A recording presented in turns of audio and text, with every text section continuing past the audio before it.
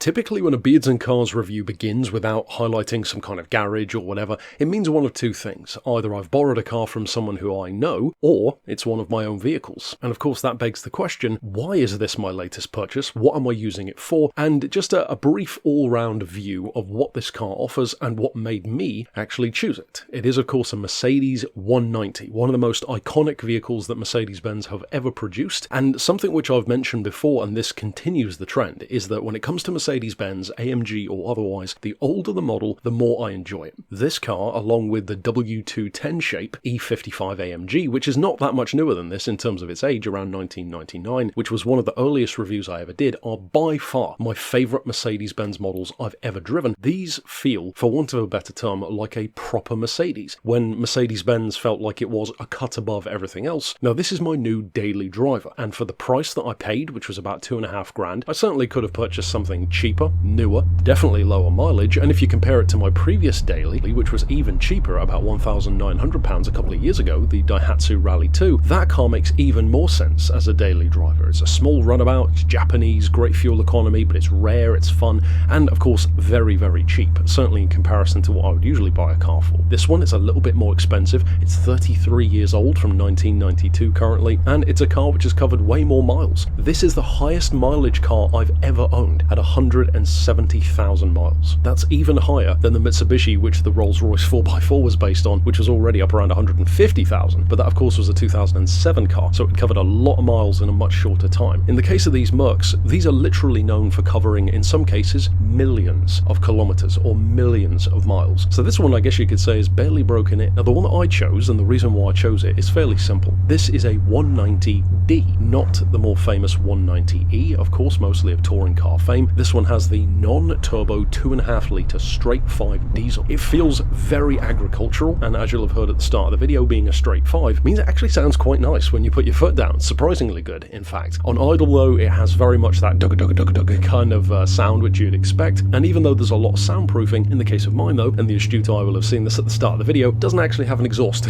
or at least it doesn't have a back box currently because I took it off. I was curious to see what it would sound like, and I like the way it sounds. I like that agricultural low end, and certainly when you put your foot down, it sounds good as well. There is a little bit of drone, partially because of course I have the auto version. As you'll have seen in the POV driving footage, it's a 4-speed auto. Sounds like a really bad idea given that the engine is a non-turbo and doesn't have a huge amount of power. In fact, I think this is also the least powerful and possibly the slowest car I've ever owned. It might be close between this and the Rolls / Mitsubishi L200, but to be honest, even that felt quicker than this because of the newer gearbox. So you're looking at about 90 horsepower for a non-turbo from 33 years ago. I guess that's not too bad. The turbo version, incidentally, of the diesel specifically is up around 130, and in terms of torque, which of course is more so what a diesel is all about 115, 116 foot-pounds. So it's no torque monster, that's for sure, but when it comes to actually driving it, I will say that torque does a lot of heavy lifting, and I think part of the reason why is because it's not really doing much heavy lifting. See, despite the fact that this is a Mercedes-Benz, and it's a classic Mercedes-Benz at that, this is a very modestly sized car. In fact, in some ways, it's not that much bigger than the Daihatsu. Of course, the main difference is the length. It is a little bit wider, but not by much. The roofline is lower. Pretty much the main gripe which I have about the car. You might be able to tell in the video, but it's not exactly the most spacious thing, but I was already aware of that going in. The engine line in this particular car is called an OM602. Mercedes produced it from the 1980s all the way through to 2002 in various forms, including of course in the Sprinter van, pretty obvious place to put a 2.5 litre diesel. And in terms of quirks,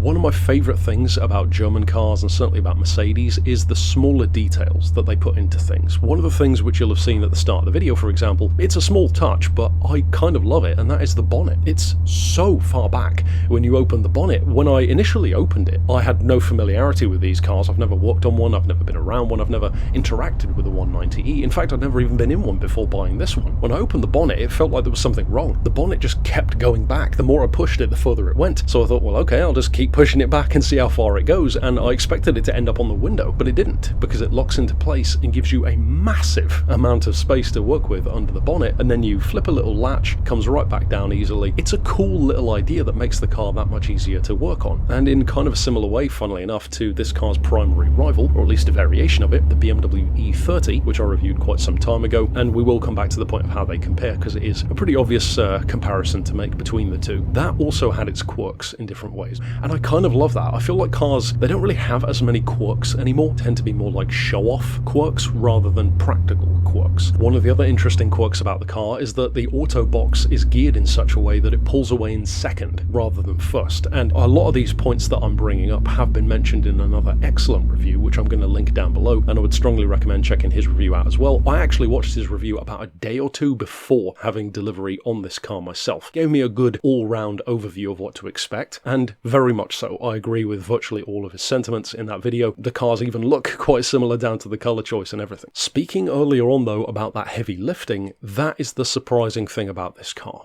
In fact, a surprising thing about many classic cars is that they're not as heavy as you'd think. Some classics of course were heavy. Rolls-Royce, Bentley, my own classic Americans like the Pontiac and the Lincoln, they are extremely big and extremely heavy, but a lot of more modestly sized real-world cars, if you will, they're not that heavy by today's standards. There's more empty space, there's less wiring, less computers and batteries weighing them down, especially of course these days comparing them to electric, and the end result is this car weighs about 1,250 kilos, which really isn't that much, especially for a non-performance variant, so it's not like it's a lightweight vehicle by any stretch. So how does it drive? How does it perform? Certainly compared to, in my relatively unique position of, on the one hand, using a semi-modern 2003 in the case of mine, little Japanese hot hatch, and then comparing that to a 60-year-old hearse or muscle car in the case of a Lincoln or a Pontiac. Well, this kind of feels exactly in between, and in some ways it's actually better than some of the modern cars that I've driven. For one thing, the brakes really impress me. Of course, comparing it to a classic American, you would expect it to be better, but to be fair, my Lincoln had disc brakes from brand new in 1968, so it stops surprisingly well. This, though, is definitely better than the Daihatsu, which also has disc brakes, and that's a rally model. Likewise with the steering, I was kind of expecting maybe a little bit of wallowiness, maybe it would react to the wind a bit more, kind of the sort of stuff that I've mentioned not liking as much in certain other classics like the old Mark II Jag, for example. And of course that's a much older example. But the reality is this thing corners excellently. It doesn't feel like a sports car, but it can take corners at speed. It feels very almost military in its approach.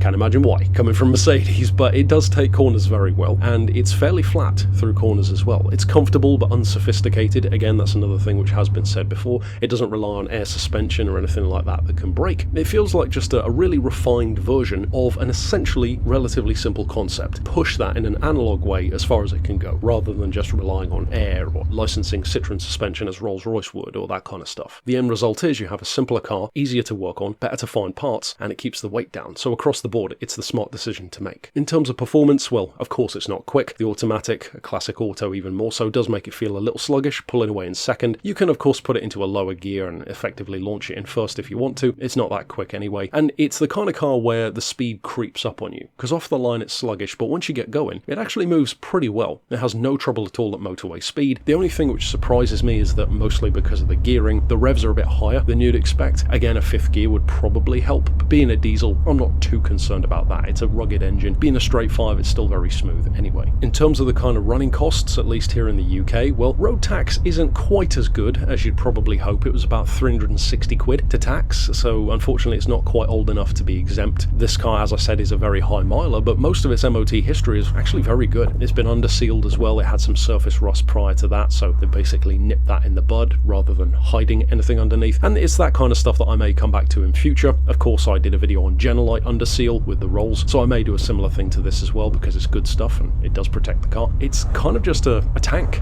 It's a tank of a car. Most of the effort is put into making it as refined, as fuel efficient, and as sturdy as possible. And the more you look into a car like this era, sometimes even older, the more it makes sense why people are not only looking for classics more and more, at least here in the UK, and I'm sure it's the same in other parts of the world. Classics are going up in price, because you'll simultaneously have a vehicle where people miss the days of having more charm to a car. It feels like it has a story to tell, as I often like to say, but also it's a car which you can work on yourself. You can find parts, because they made over 1.8 million of these cars, and it's the kind of vehicle where, certainly if you compare it to later vehicles or current vehicles, everything is really simple in comparison to today. People miss that. People love the idea of having a car which is completely unplugged, if you will, almost like a combination of a workhorse truck wrapped in a luxury car body. And really, what's not to like? In terms of comparing it to something like the E30, well, it's not an entirely fair comparison. They were both the 4-door versions, and I would recommend checking out that review as well if you're interested, but that of course was the manual, and it was a petrol, so the Beamer definitely felt more sporty.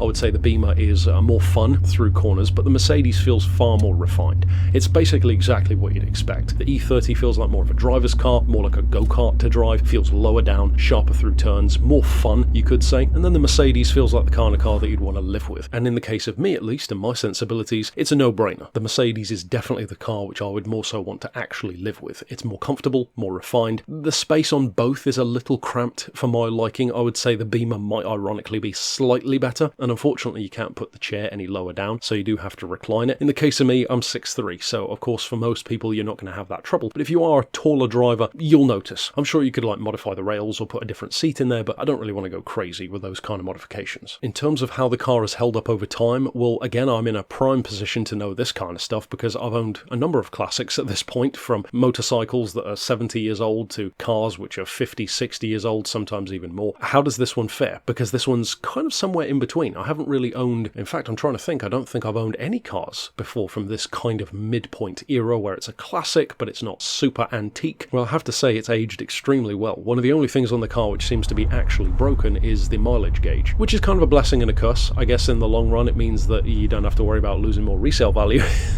but it does also mean that I have to keep more on top of stuff like servicing. And it's a testament to this car, the fact that the central locking still works, the electric windows still work, all of the lights work with no issue at all, and yeah, everything basically just does its job. And much like I often say with vehicles like the Jag XJ, which by far is my favourite Jaguar I've ever driven, specifically the X358 kind of era, and I almost got one of those right before choosing to get this. Unfortunately, it was sold out from under me. I feel like the XJ is going to be one of those cars that I constantly talk about how much I love them, but then never actually get one, so maybe at some point we'll have to wait and see. And certainly if this car goes well, it won't be anytime soon. But in a similar way to that Jaguar, everything about this car feels satisfying. Like the clunk of the door, it has that soft close sort of feel which you wouldn't expect from a classic. Even the steering wheel, it feels like it's not too firm, but it's not too soft. It's got just the right amount of squidge. All of the dials are well laid out, simple, direct. The speedo doesn't bounce around or anything like that you'd sometimes see with the classic. The old school shifter, or at least the automatic equivalent. Of course, I love the kind of aesthetic feel of those older shifters. I'll take that over a spinning dial any day. The only thing which rivals it to me is having a column shift, which of course I absolutely love. Everything about the car just feels like it has quality to it. Even for a car which ironically doesn't actually weigh that much, it feels heavier than it is in a good way. It feels like everything is sturdy. It feels like it has quality. It feels like the kind of approach you take to a 2-ton Mercedes, not a 1200 kilo Mercedes. But then when you drive it, that melts away and it's great to drive. And speaking to the point of its stability and how it handles higher speeds, if you look at a side profile of the car, it has a very short nose and a longer tail in relation to the front. So it's almost like a long tail in a funny kind of way, and that lends itself to why it is stable. It is an aerodynamic design, believe it or not, for its time. It's a more efficient car than you would think, given how boxy it looks by today's standards, and having that longer tail makes it more stable at higher speeds. And that in conjunction with fantastic steering, superb turning circle, far better than you'd think, and just an overall simplicity which feels so refreshing these days. I'd like to think that the more I explain it, the more it makes sense as to why, certainly me of all people, would go for a car like this, and why a vehicle with 170,000 miles on the clock, with paintwork that's patchy as you can see, and is not in mint condition by any stretch, is still like $2,500. A few years ago, 20 years ago at this point, you could probably bought a car like this for a few £100, maybe 500, 750, something like that. Those days are gone because people want cars like this again, and there's a reason for that. They keep going. These cars have already kept going. They were massively popular as taxis, and certainly throughout Europe you'll see them all the time, I would imagine to this day probably. Here in the UK it's a little rarer to see a 190, but you do see a few. It tends to be driven by like an older Indian guy or something like that, so I'm probably in the much lower age demographic than typically, certainly for a 190 diesel, even more so than a petrol. But yeah, I absolutely love it so far. It's a wildly different approach and aesthetic to the Daihatsu Rally. It has some significant advantages over that car, and perhaps a couple of disadvantages. Ironically, the main one being headroom, which you wouldn't expect to say about a Mercedes versus a Daihatsu. And if you are curious to check out my Daihatsu in its own review, the BMW E30, and of course plenty of my other classics and various other cars here on the channel, you can click the link also down in the description or here on screen to the full playlist of my real world car reviews. But I'll see you next time with more, and thanks for watching.